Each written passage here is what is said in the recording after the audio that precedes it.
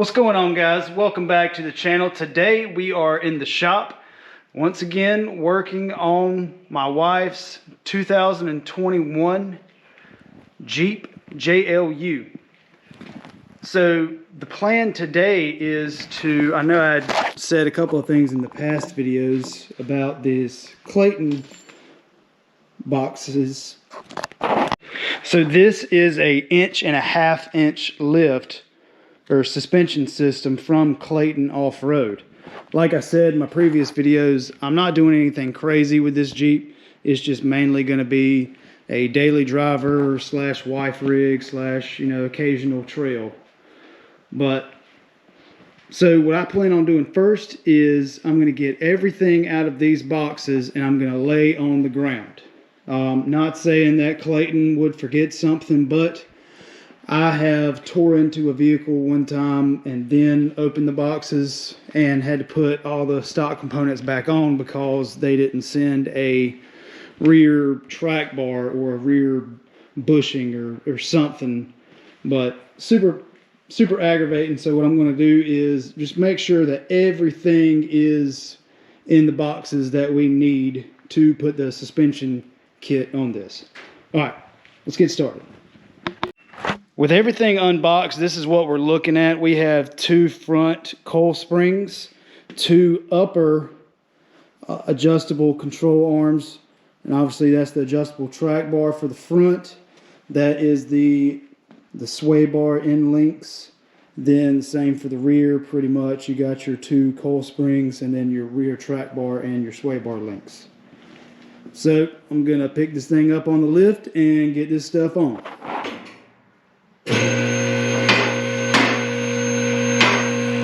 So the first thing I'm going to do is go and take the tires and wheels off the front. What I like to do is I like to start with the front whenever I'm doing any type of suspension work and just work my way towards the back. That just always seems to have the best luck, that route for me. So I'm just going to zip these front tires off and we'll go ahead and get started on that.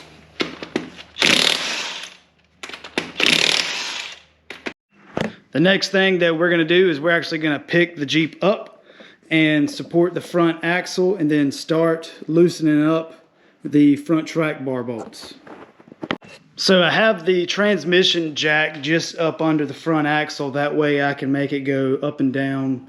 Basically simulate putting weight on the vehicle just a little bit at a time. But one thing that I'll tell you, you probably already know, but if you start jacking up on the rear axle, make sure you support the rear of the vehicle with this is just a car lift safety jack right here. That way you start moving the axle up, not the whole vehicle backwards, because that could be pretty deadly. But just a little safety tip. Alright, so like I said, the first thing I'm going to do is I'm going to take this 21mm socket and I'm going to start loosening the front track bar bolts.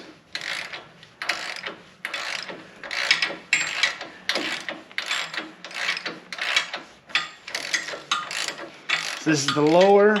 Well, I've got it pretty loose. I'm going to just crack open the top one over here on the frame side.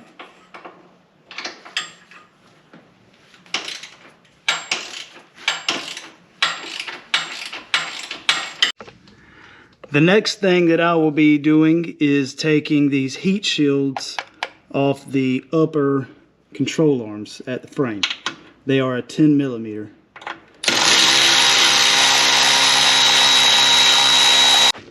Now that I have the heat shield out of the way, I'll be taking this 18mm socket, placing it on the bolt,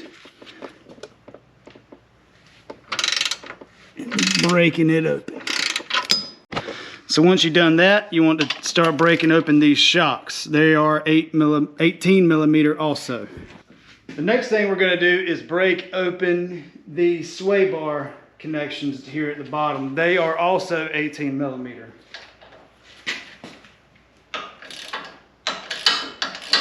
Alright, so I have the bolts to the sway bar. I have those completely out on the driver's side and the passenger side. The next thing I'm going to do is take these shocks away from, or take the bolts out of the shocks and get it away from the axle. I did bring the axle up probably 1/2 inch just to make it so that the shock bolts do come out a little easier. That way I'm not fighting anything. So let's get these shocks out. Now I will be taking this tab off right here for the brake lines on this lower control arm.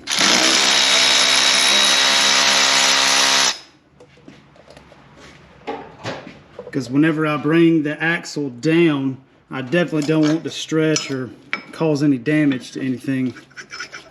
So, you know, as I lower the axle back down, I will keep my eyes on it. And there's also one on the passenger side too. So as I'm lowering this axle down, I'm just going to keep my eyes all around just to making sure that nothing gets in a bind, no wires start pulling, no brake lines start getting tight. So I've already came down about 2 inches, and let's see, we're waiting for these coils to break loose.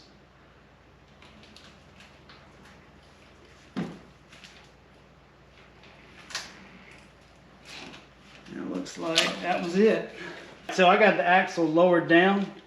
I'm going to fold this up out of the way, and I'm going to bring this coil spring out. There is the factory coil spring.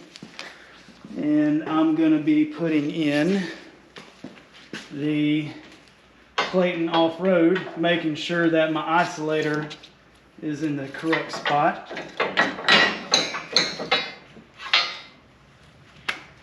Just like that. Now I'm going to do the same thing to the passenger side. Before I put the passenger side in, look at the difference between the two springs.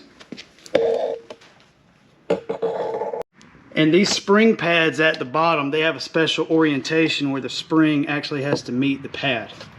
So just make sure that you get your springs in correctly.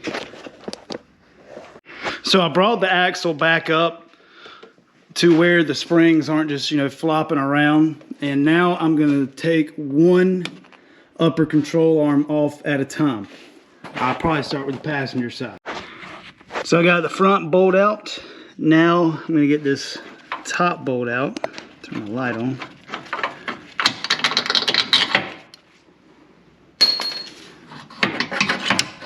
And that is one upper control arm. Not too bad. So I just wanted to kind of show you the difference between the stock and the Clayton. Look how much thicker that is compared to that. And also what's nice is these came labeled. So this is for the passenger side, and the one for the driver's side is labeled. And of course these are adjustable.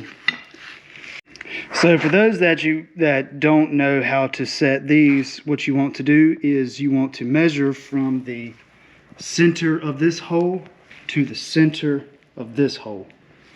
And at 19.875, which is 19 7/8 on a tape measure, that's what we're going to be looking for. And one other thing that I'll say before I put this on is I do not tighten this jam nut up until it is actually on the vehicle. That way, in case this needs to twist just a little bit, it can go on. That way the bolts can go in nice and happy. All right, let's get it on. We will be putting the curve of the control arm down, away from the frame. So we'll be setting this up right here, starting it there. I forgot to grab the bolts.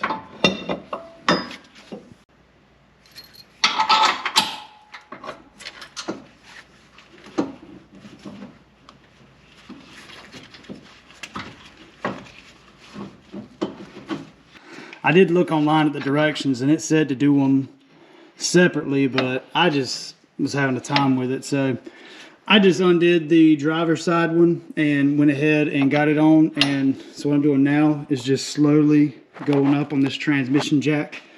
And whenever I go up, it's just slowly bringing this joint to the control arm.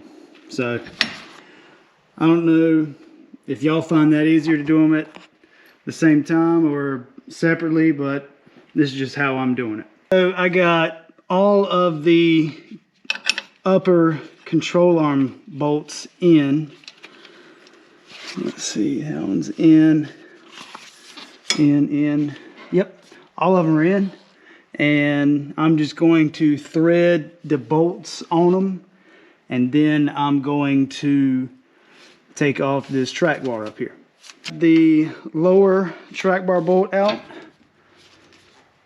Now I'm going to get that top one out.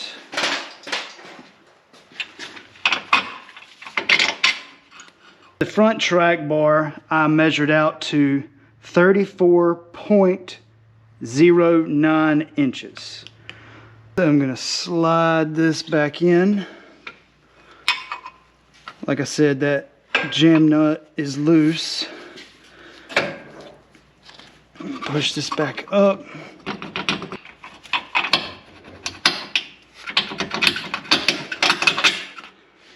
All right, there's that one. Come down here. Oh, wow, that went right in. So I'm gonna go ahead and get this locking nut on the back of this lower track bar bolt. And I'm gonna go ahead and put the nut on the back of this track bar. The next thing I'm gonna do is reinstall the shocks. These are the factory shocks. I'm gonna try to run them for right now. I'm trying to get my hands on a aftermarket set, but for right now, I'm gonna try to run them. I may not be able to, but we're gonna try it. So while I'm right here, I'm gonna go ahead and put the nut on for the brake lines right here. I'm also gonna go ahead and put this breather hose back on. Getting that, so everything is loosely on right now. So what I like to do is get everything loosely on, then go back and tighten it all up. And of course, I'm not gonna tighten up the control arms until the weight of the vehicle is on it at ride height. So I mean, I can get them close, but I like to do my final torquing on the ground. All right, let's work on these sway bars next. So on the front sway bar, they send you these threaded rods right here, and you know, this goes on several different vehicles, JKs, the JTs, the JLs. So you have to actually cut them down, and I looked online and it said we're going to be cutting down 3 inches on each end for this particular model with the lift. So what I'm going to do first is I'm actually going to take these jam nuts and, sorry, I got the doors up into the shop, but I'm going to take these jam nuts and I'm going to run them all the way down. So whenever I cut them, I'm going to thread those jam nuts back off, and that's going to fix the threads. So this one goes in like this. That's going to go up.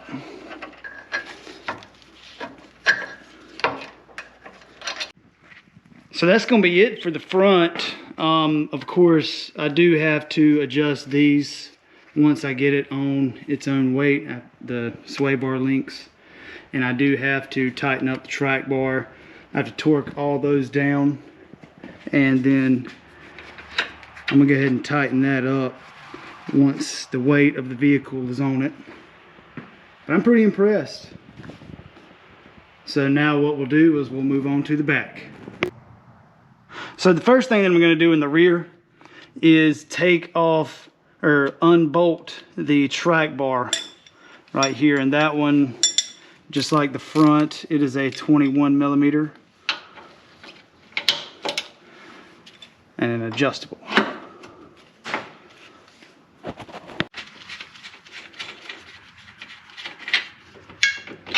And then I will be taking the shocks off, which are 18, just like the front. So the next thing I'm going to do is take off the shocks on the bottom. Then I'll be taking off the rear sway bars links, not the sway bar, just the sway bar links.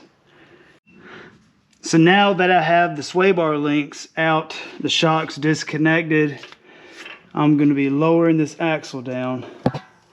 And I'm just going to keep my eyes on all the lines and vents and the wires.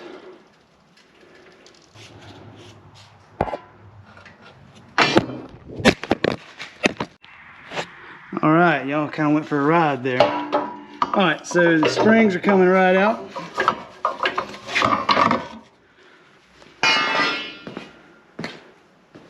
Get them out the passenger side. Perfect. Now we'll get the new ones right in. So these do have a certain side which they go on. So this is going to be the right side, which is the passenger side. I'm going to feed these up.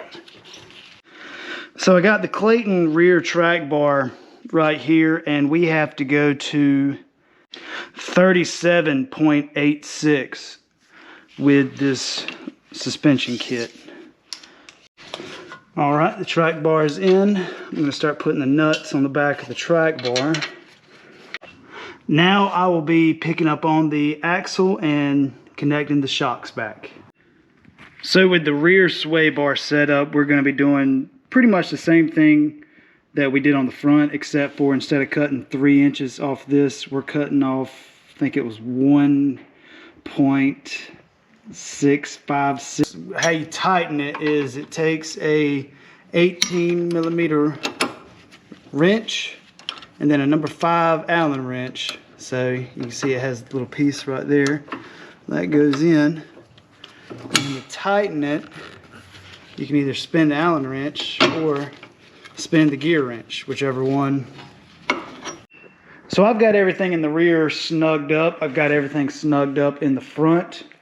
So what I'm going to be doing is I got to get new tires put on the wheels so I can lower it down and tighten everything to spec. So the tires that I went with a 275-70 R18.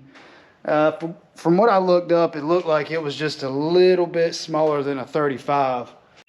All right, so now that the spare is on, I'm going to go ahead and get the rest of the 4 tires on the vehicle, and then I'll lower it down, and then I'll torque everything to spec, and then we'll...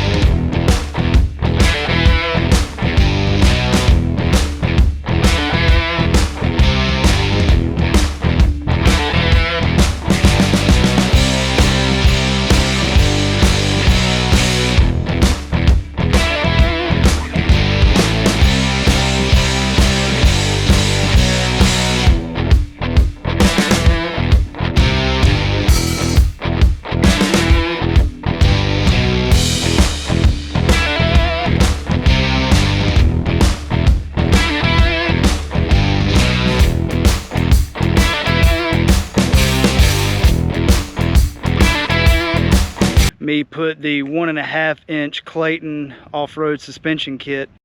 And make sure that you stay tuned for the rest of this build. I'm hoping to be doing maybe a small factory style looking winch bumper for this.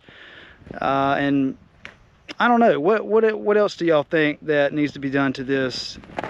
But anyway, leave a comment what you think I should do. And that'll be it for this one, and we will see you on the next one.